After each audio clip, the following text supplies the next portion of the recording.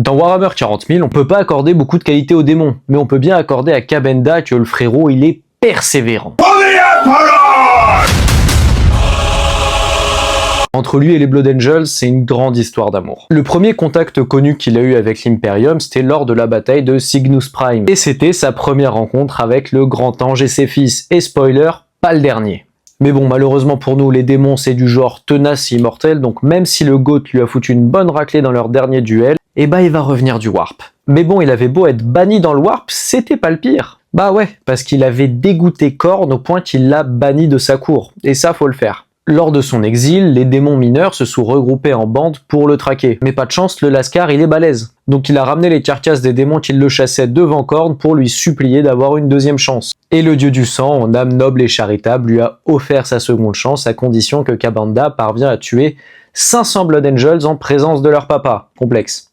Et hop, après tout ça, on se retrouve à la bataille de Terra alors que Sanguinius était en train de défendre la porte de l'infini. Kabanda y débarque et il commence à massacrer du Blood Angels. Mais bon, tu te doutes bien que ça plaît pas à Sanguinius et il commence à affronter le démon. Et Kabanda tentait de fuir le duel parce que ouais, son défi c'était pas de tuer Sanguinius, mais bien de tuer les Blood Angels. Mais bon, tu peux pas ignorer longtemps un ennemi aussi puissant. Un nouveau duel a éclaté et surprise, Sanguinius l'a démoli.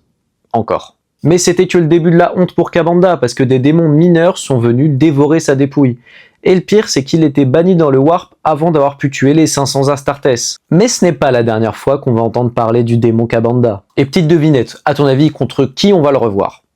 Et bah ouais, contre les Blood Angels lors de la dévastation de Baal. Il va venir faire chier la 9ème Légion avant de se faire bannir encore dans le Warp par Méphiston et les archivistes. Petite pause, avant la dévastation de Baal, on le voit réapparaître sur le monde de Karthas où il se fera bannir dans le Warp par le Sanguinor. Franchement, il voulait pas lâcher le morceau avec les Blood Angels, l'ancien. On peut vraiment lui accorder qu'il est déterminé et qu'il a quand même fait du mal à la meilleure des légions. Mais point positif, il est tout de même à l'origine de la meilleure punchline du verse.